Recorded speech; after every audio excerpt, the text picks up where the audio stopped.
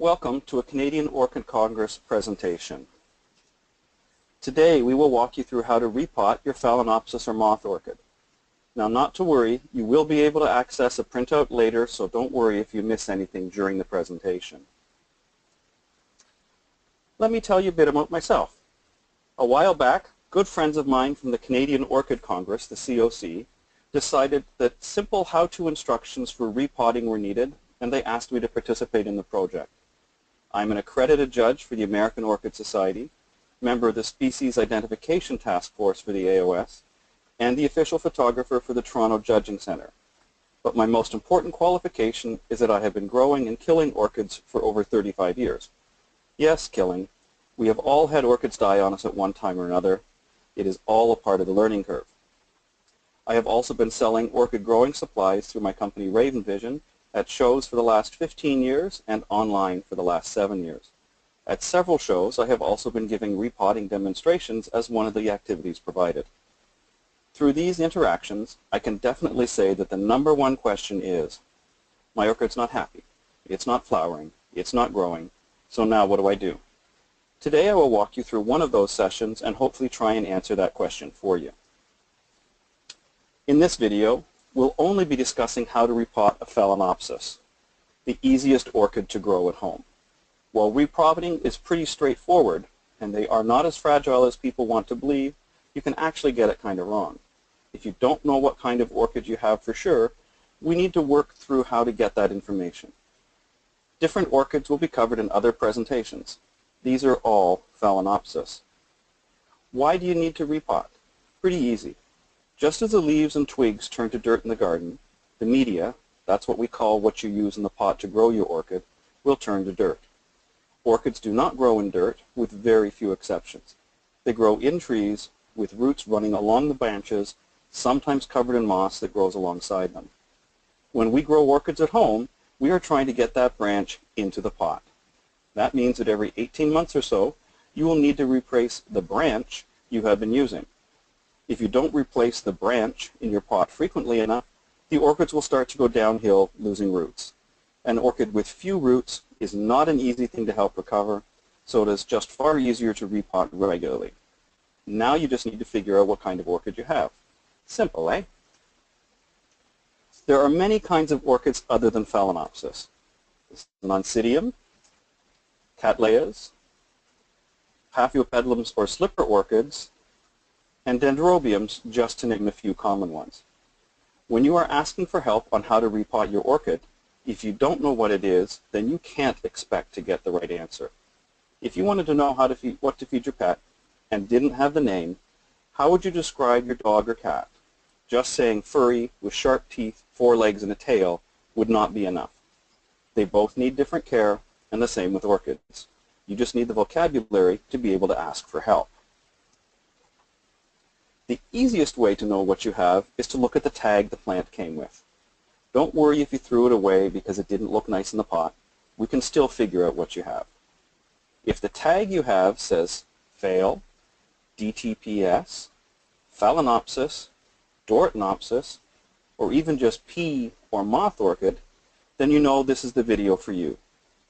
All of the orchids named on these tags will appreciate the same type of potting, remembering that you have to make allowances for differences between large and small plants. Now, for the rest of you without the tag, we need to look at a few pictures to figure out what you have. This is where it is easy. While you will not be able to get the exact name for your hybrid plant, grocery store plants are not species but hybrids made to grow and flower more easily at home with longer lasting flowers, we can definitely figure out what you need to be able to repot it. Looking at these pictures, we can see just how similar the various Phalaenopsis are, despite the great variety of colors on the flowers. Again, all of these require similar treatment depending on the plant size. While naturally most orchids grow on branches and trees, and at home we are trying to mimic that branch with what we put in the pot, here are some other pictures of different types of orchids which require different branches in the pot. While they might all survive for a while on what the other needs, you will not have long-term success. As I mentioned before, these orchids will be covered in separate videos. Here we have a Masdevallia, another dendrobium, and a standard cymbidium. And now back to your plant. Now that we know what it is, at home, my Phalaenopsis are in sphagnum moss, and none are in pots larger than 5 inches in diameter. This means they need to be watered roughly every 7 to 10 days. My brother grows his in larger pots. They are much bigger plants physically than mine, and he uses what I call my medium orchid mix. This combination of Douglas firbark, sponge rock, and charcoal allows air to reach the roots, and in the larger pots, his are 6 inches or bigger, this means that his plants are also needing to be watered every 7 to 10 days. Obviously, when it is cool and cloudy, the pots will stay wet longer, and so you need to space out your watering. The other consideration you need to make is whether or not you are a heavy waterer. Do you baby your plants? Do you water them a little bit every few days, just like my grandmother? If you do, then you may need to use bark in smaller pots than I recommend here. If you like to water very often, then you could use bark down to 4-inch pot sizes, but not smaller.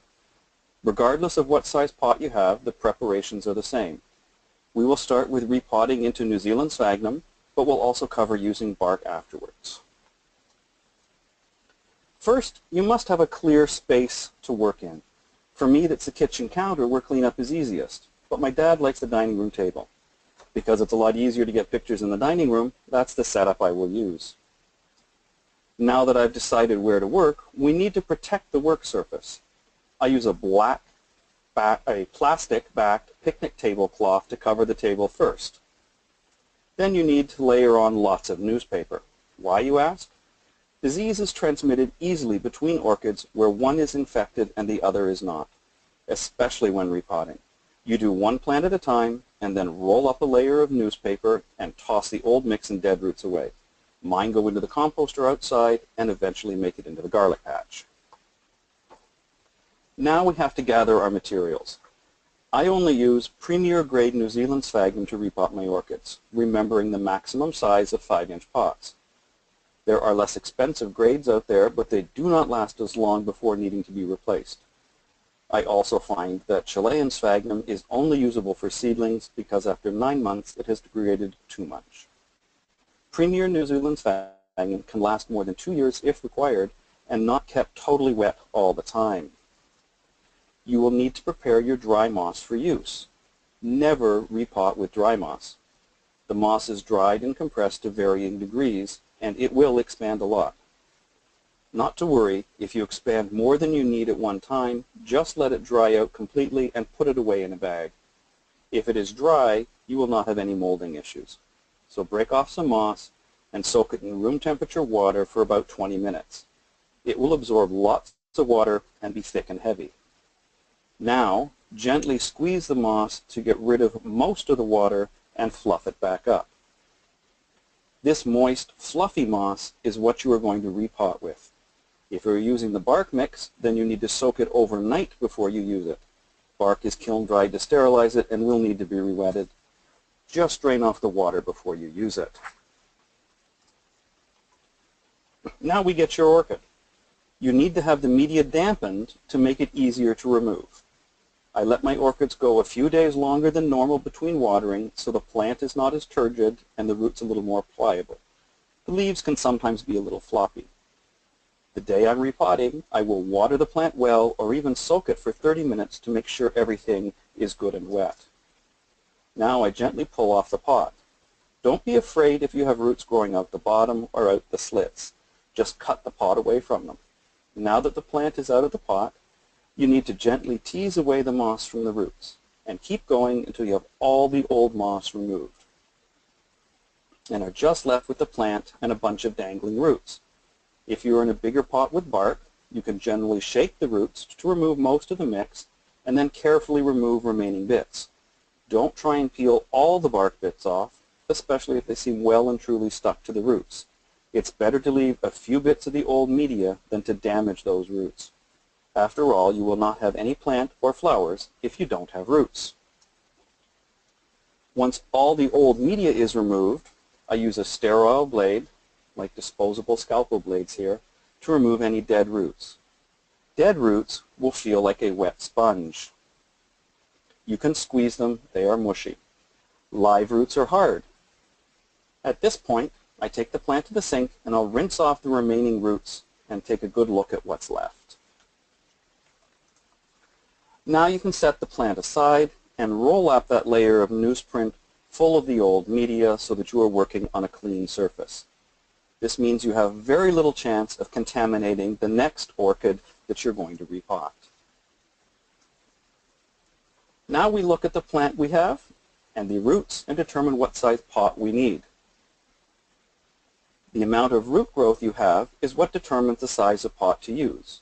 You can end up with a large plant in a small pot, as it has few roots, or you could have a small plant in a large pot because it has a lot of roots. Here we're using a pot smaller than 5 inches, so we're going to use moss to repot with. To start, I put a small amount of moss in the bottom of the pot. Then I take a small amount of moss in my hand and place the plant on top of that with the roots hanging down. Next, I gently wrap the roots around the moss ball I have, and this leaves me with a ball of moss with the roots wrapped around outside. Remember, not too tight. We want to leave air spaces inside the moss and roots. Now I'm going to repeat that. I start by putting a small amount of moss in the bottom of the pot. Then I take a small amount in my hand and place the plant on top of that with the roots hanging down. Next, gently wrap the roots around the moss ball I have. That was the last step we did. So now if you have a comfortable ball of roots wrapped around the moss, just set it into the pot. If you had a lot of roots and it was hard to hold it all together, we can try this trick. Wrap some of the roots around the moss ball you started with, and then with the extras hanging down, lower the plant into the pot while you rotate the pot the same way you were wrapping the roots around the moss. This will have the roots in the pot running the same direction as the ones you ran around the moss. Now push the plant into the top of the roots that you had in the pot and gently pack in more moss to hold the plant upright. You should have a little room all around the edge of the pot where you can put in more moss. Now you're going to add more, only packing it down so the plant does not wobble. Do not overpack the moss into the pot. And the final step is very important. Take a pencil and on the back of the plant tag, put the month and year. This will allow you to know when you last repotted. If you don't have a tag, and I know many Phalaenopsis from garden centers, grocery stores, and others do not have names, so they have no tags, then just get a blank one and put the date on it. I would also suggest writing Phalaenopsis on the tag so you know what kind of orchid you have when you go asking for some advice on how to grow it. Now we're going to go through how to use bark. So you either have a big pot with a big plant, or you water a lot like my grandmother, and you need a smaller pot with bark so that it dries out quickly enough. The biggest problem a lot of people will have is that they will overwater their orchids and rot the roots. A heavy waterer likes bark. Big Phalaenopsis are not grown in moss when they need pots over 5 inches in size. Remember, we're dealing with tropical plants which normally grow on tree branches and trunks in very humid environments. Typically, there is a layer of moss on the branch. What we are doing is trying to get that branch environment into a pot. A clear pot allows the sun to get to the roots, which will photosynthesize, and more importantly, also allows you to see what's happening in the pot. In large pots, we need to use a mix which allows for more air to penetrate through the roots. I use my medium bark mix here, a combination of sterilized Douglas fir bark, sponge rock, and charcoal. This gives me water retention and air spaces, especially as bark eventually rots away. Remember that any bark mix needs to be soaked overnight before you can use it. If you don't use all the mix you have prepared, don't worry. Just leave it out to dry for a couple weeks and you can put it away in the bag and use it later.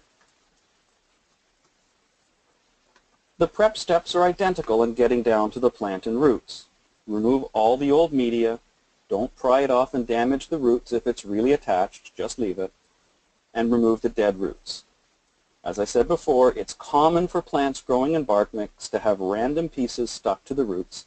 Leave these alone. Don't risk damaging the plant by damaging the roots as you remove them.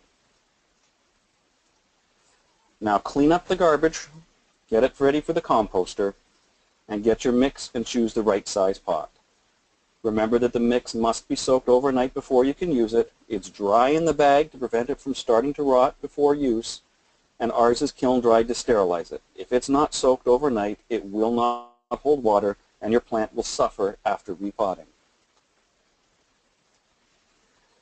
The technique for potting in bark is a bit different from using moss. You put some mix in the bottom of the pot and then hold the plant over the pot with the roots hanging. As you rotate the pot, slowly lower the plant so that the roots end up running around inside the pot. Do not just shove the plant into the pot unless the roots fit nicely without bending. You're definitely going to bend or kink some of the roots, but we want to minimize it. When you have lowered the plant so that the crown of the plant, and that's where the roots start, just below the first leaves, the crown is about 2 centimeters below the rim of the pot, then you can now start putting handfuls of mix into the pot. I find it best to keep rotating the pot and putting in mix as you go around, gradually building up the level in the pot evenly rather than one side at a time. This way is easier to keep the plant centered in the pot as well. Once you get to the base of the plant, you can push down on the mix to pack it in. There will be some compaction. The plant will be held securely in place. Add a little bit more if you need to, just to fill up the pot. Now, add the date to the label and put it into the pot. If you don't know the actual name of the plant, because it didn't come with one, make sure to write fail or moth orchid on the tag so that you can properly ask questions if you need help later. And now you're done. Simple and easy. Water the plant and put it in a shady area for the first 2 weeks at least. Thanks for taking this time today to learn about repotting Phalaenopsis orchids. I hope you've learned what you wanted to learn. If you need more help or have questions, your best resource will be your own local orchid society where other people are growing orchids in your area and in your conditions. They will understand any specific issues you may have to deal with, such as local hard water. Check out the COC website for a listing of orchid societies across the country and for a printout of what we covered here today. Cheers to all and happy growing.